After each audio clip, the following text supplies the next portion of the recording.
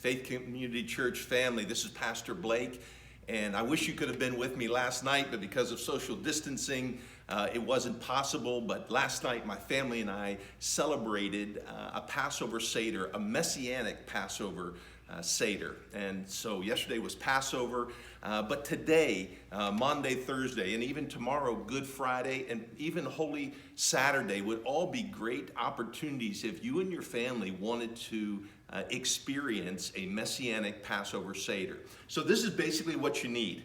And you can even replace certain things. There's things you're going to need, something that represents like a horseradish, a bitter taste, some horseradish sauce, something that you actually taste during the Seder, something sweet. This is something that is made from apples and walnuts, but you can even make it just from applesauce. A dry bone, a boiled or roasted egg, some parsley.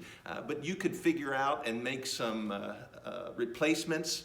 Unleavened bread, if you have it. If you don't have it, it's very symbolic. If you could find some at a local grocery, but you could also use other kind of bread or pita bread. But I want to encourage you, because the Last Supper and what's become known as the Lord's Supper is informed by what happened at the Passover Seder. Passover is found in Exodus 12. That's when God passed over the Israelites and he brought judgment on Egypt so that the Israelites, God's people, could be rescued. And so we remember the Passover. Jews have been remembering it. And then Jews who became Christians have been remembering the Passover, but realizing that God has sent an even greater deliverer, greater than Moses, in Jesus Christ. And it will bring new insight into the meaning of communion and the meaning of Maundy, Thursday before Good Friday, because you will understand at what point in the Passover Seder, by the way, the word Seder simply means order, kind of the order of things. You will come to understand, when did Jesus pour the cup? It was the third cup, what's known as the cup of redemption.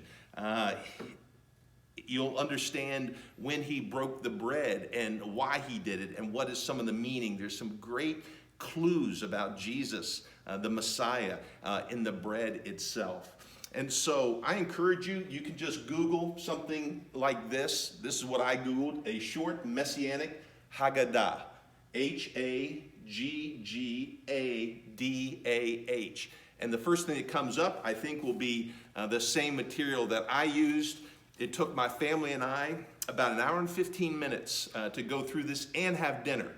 So about half of it you do before you eat your dinner, and then about half of it you do after your dinner. But it guides you through every step, and it gives you some of the implications for what is happening and why it's happening. It was a great experience for us, and even if you have to replace certain things, it tells you all that you need here.